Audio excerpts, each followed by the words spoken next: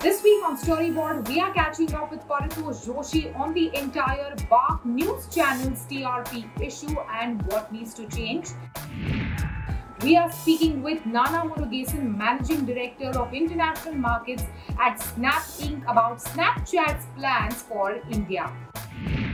And we are also speaking to Manisha Kapoor, General Secretary of ASCI, on this self-regulatory body's COVID-19 claims advisory to the advertisers. Hello and welcome to Storyboard. This is Shibani Gharat. Broadcast Audience Research Council, that is BARC, recently announced that it will suspend publishing of weekly individual data for all the news channels for a period of 8 to 12 weeks. This decision follows an allegation by Mumbai police investigation that the viewership ratings of 3 channels including Republic TV, Fakt Marathi and Vox Cinema had been rigged in a bid to boost their target rating point, that is TRP metric. This issue, now known as the TRP scam, has caused quite a storm in the media and the advertising industry. Today I am catching up with Paritosh Joshi, who runs his own media consultancy and serves in various industry bodies, including the disciplinary committee at BARC, is speaking to us about this issue and what needs to change.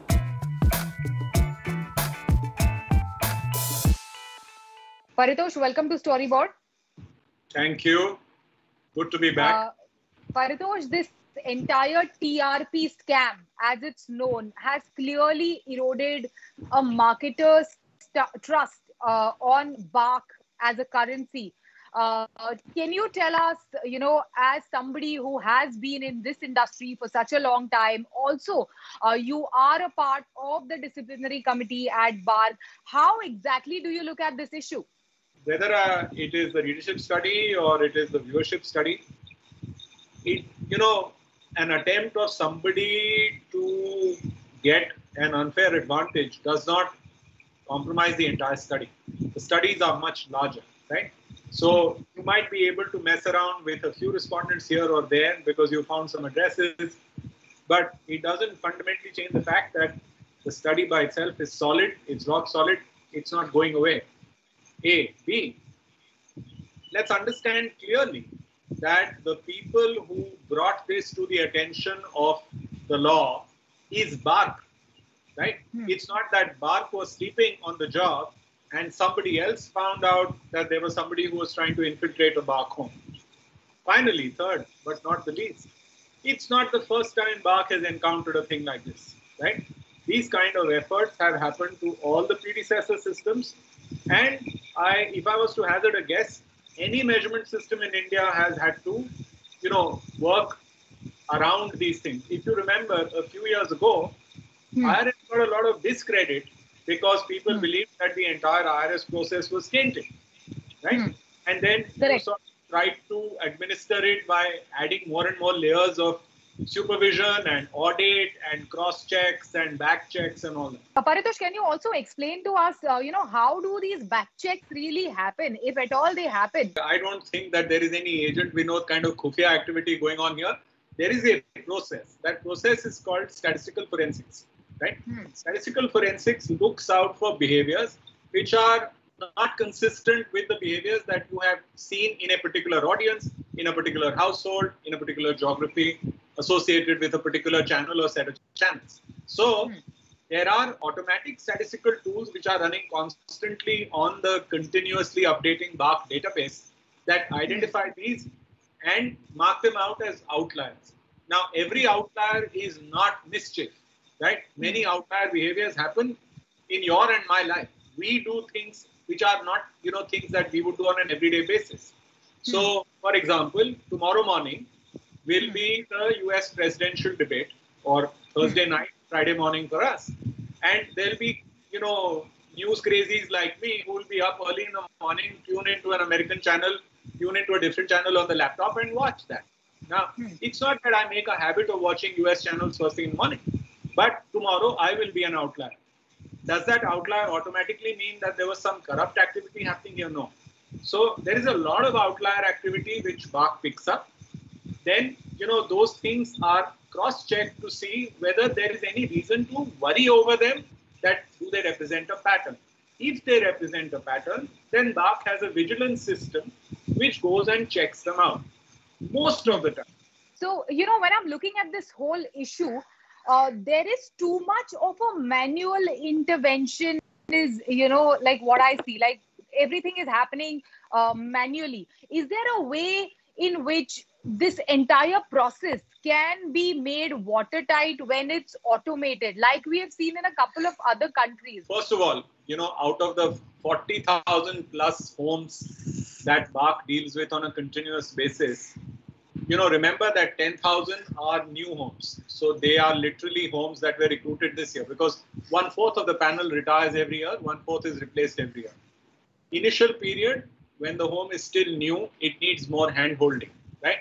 This is not true of only India. Wherever there are panel homes, in any jurisdiction anywhere in the world, you need human intervention to train them to become a panel home. All right. So this notion that everything is automated is not really true. Whether you are in France or UK or Nielsen's meters in the US or wherever, a human engagement is required, right? A. B, out of those 40,000 plus homes, how many homes will you be contacting in this way? Not even 100 in a month. So if you look at it in terms of percentages that they bear to the total, they are actually very small. It's not that this is rife and it is happening all over the place.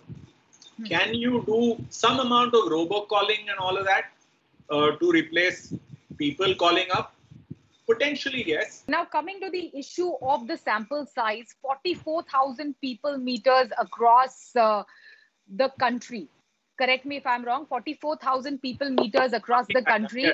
How representative are they of what the audience is really viewing? I know you're smiling and I know what your argument is going to be, but considering a genre like news and specifically something as niche as English news, what is the implication of, tampering such a small sample size?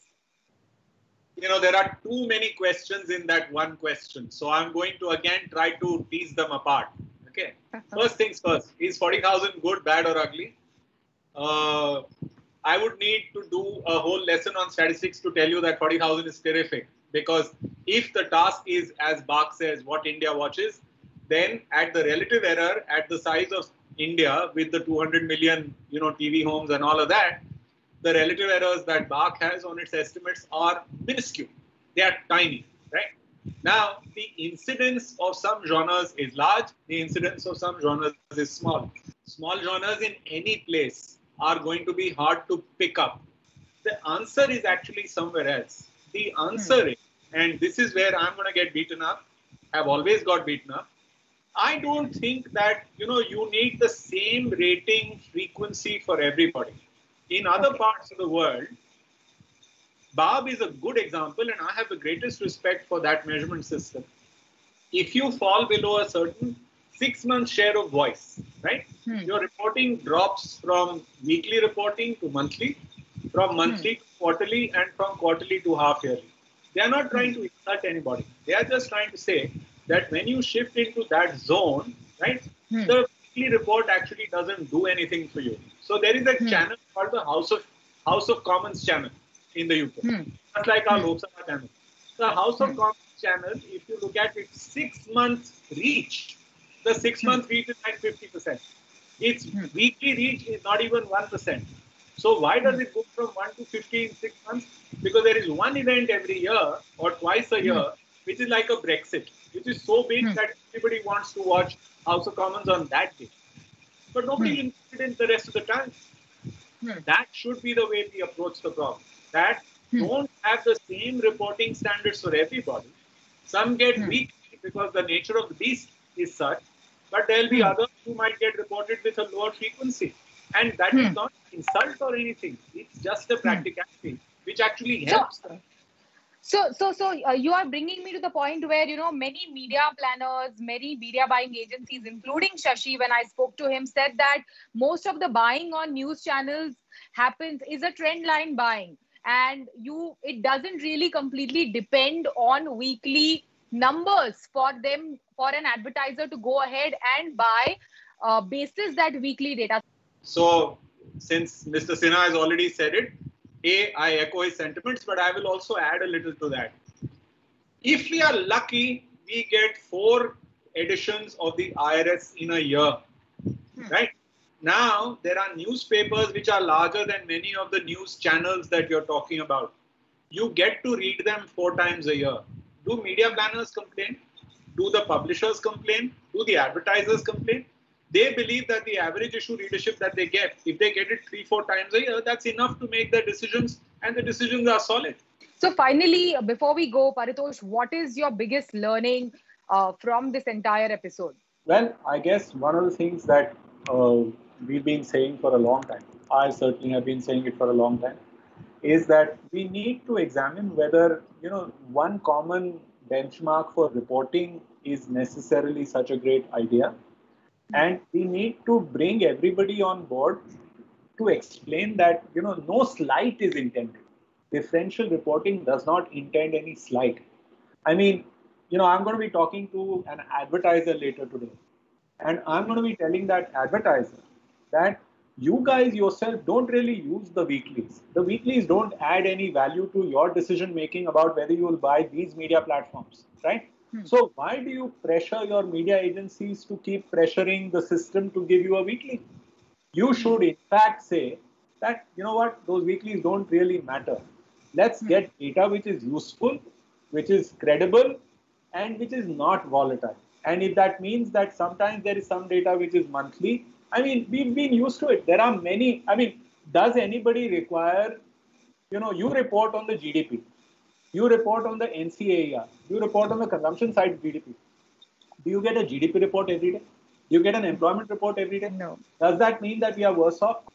So this obsession that, we need to be able to get a reading and a microscopic reading. Ki Bombay mein English male viewership kitni hai? I mean, what difference does it make? But having said that, so many advertisers are already threatening to, pull out of advertising from the channels that have been named in this entire scandal. I think that's also a misunderstanding. And I think that's overplaying their hand.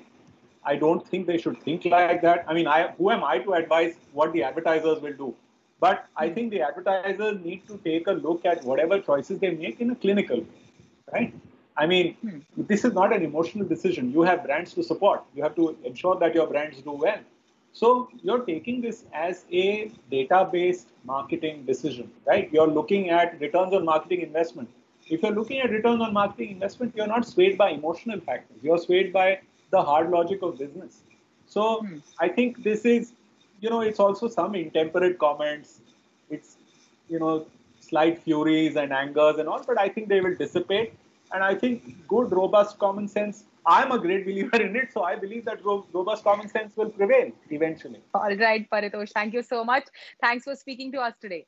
Thank you, Shivani. Have a good one. It is time for us to take a short break. On the other side of this break, we are catching up with Nana Murugesan, Managing Director of International Market at Watching Storyboard. Snapchat recently announced that its daily active users in India have increased by a whopping 150% over the course of past 1 year. The company also highlighted how they are launching new content partnerships and experiences that further demonstrate company's commitment to ensure that the Snapchat experience in India is tailor-made for the Indian community. We are catching up with Nana Murugesan, Managing Director of International Market at Snap Inc. to find out more.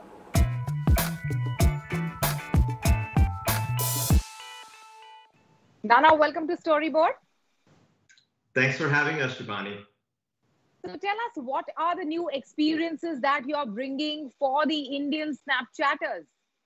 Yeah, we're super excited about the, Indian market. It's a very visually expressive market. People love to share experiences with their family and friends, and that really has that connection with their product market fit. So what we're really doing right now is really building on top of it. A few of those actually. First is, we are actually launching the Hindi version of our most popular Snap Originals, as we call it, and it's called Phone Swap. So super excited about that.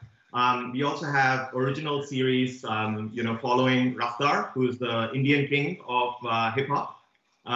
We have new comedy series with Veer Das. We have creator shows with top talent like Anushka Sen and Ruhi Singh. And last but not the least, we have our very first Indian Snap gaming partner with Moonfrog Labs. And they've actually made a custom-made Ludo club for Snapchat. And we're also adding an Indian kitchen challenge, which is called Dosa Dash, to our Ready Chef Go, game as well. So lots of interesting local experiences that we hope that our Indian Snapchatter community is going to enjoy. Growth has actually gone up by 150% year over year from last year Q3 to this year Q3.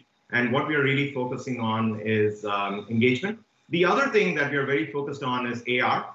It's a big differentiator for us, and it remains a very, very unique opportunity that is fast evolving. How much of Snapchat strategy currently at a global scale, at a global level, revolves around AR? What we continuously try to do is make sure that we are leveraging AR to create those culturally relevant moments. For example, in India, we have everyday moment, right? If you open up Snapchat right now, you're going to see Subeh Subeh. And something you can share from the morning, and that's something you'll see in Mumbai today, right?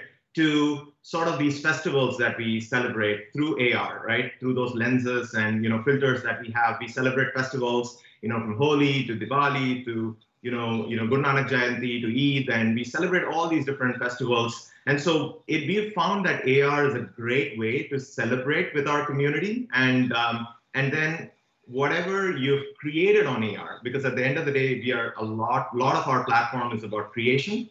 So AR helps our community create in a very culturally relevant way, and then communicate, right? And share their creations. What is, your or Snapchat strategy to take on the competition in the country?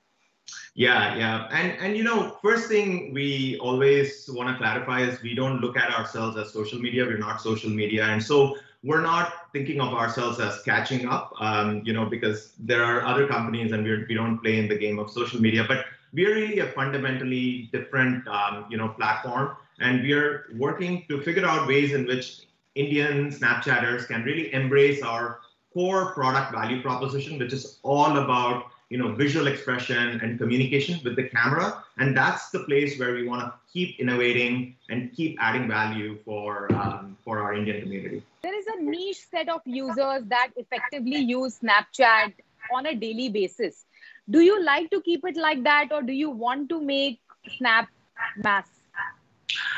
It's an interesting question, right? If you look at places, like the US and others, right, we have more than like a 90% reach with the, under 25 and a 75% reach with, the 13 to 35. So under 35, we have like a 75% reach, and under 25, 13 to 25, we have like 90% reach. So it's a pretty large audience that we've shown that we can get to with our value proposition. Now in India, Android is something we launched. We relaunched that earlier last year, and we are really ready to sort of get our ambitions are obviously large, but we want to make sure that we are getting our value proposition right and building on it, right? But we do believe that Snapchat's core product value is something that is not necessarily niche, and it's something that can resonate to a larger, segment than we're talking about. So having said that, what will be your strategy to massify Snapchat in India?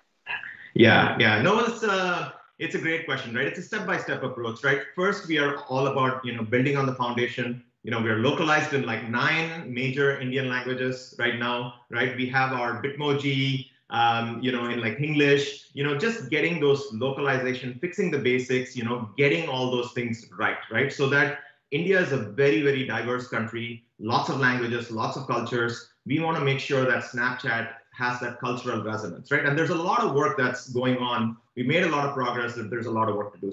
All right. All the best with that. Thank you so much. Thanks for speaking to us. Thank you so much, Shivani. Really enjoyed it. And yeah, take care and all the best. It is time for us to take a short break. On the other side of this break, we are speaking with Manisha Kapoor, General Secretary of ASCI, on this self-regulatory body's COVID-19 claims advisory to the advertisers.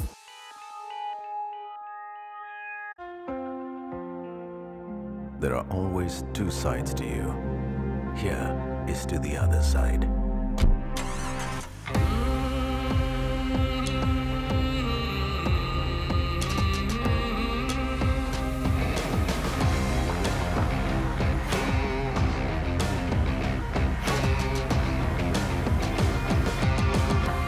Ford Endeavour Sport. Meet the other side of you. Welcome back. You're watching Storyboard. Self-regulatory body Advertising Standards Council of India has issued COVID-19 claims guidelines to advertisers to make them more mindful when they make COVID-related claims in their advertising. These claims could include protection against the virus, safety against the virus, or even immunity, something that builds immunity. To tell us more, we are catching up with Manisha Kapoor, General Secretary of ASCI.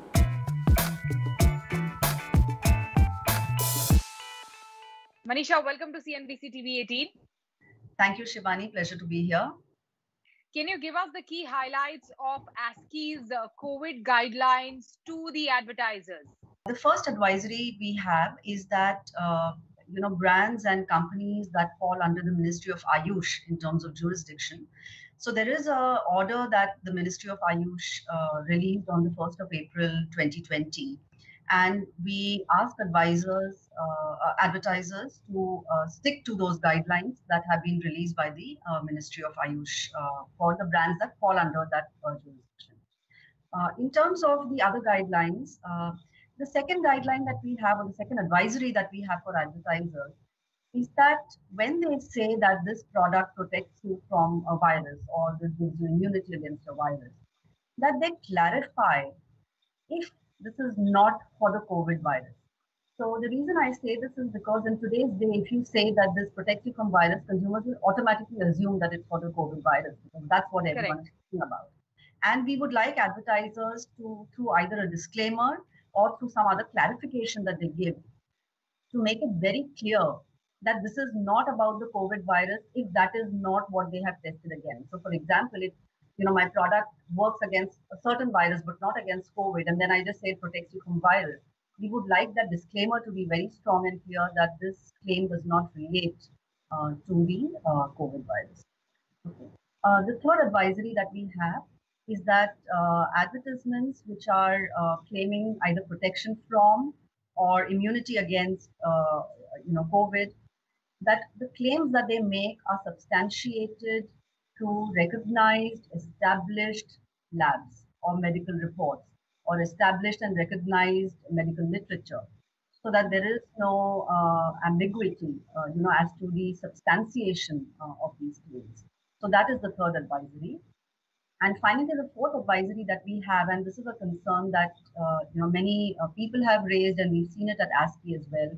And we see many companies that you would typically not expect to be making a health claim. So whether it's apparel brands, whether it's certain brands of equipment or appliances, and so we advise those advertisers to refrain from making COVID-related claims, unless, again, they can back those very specific claims through, the established and recognized facilities and labs or medical kind of clinical studies, etc.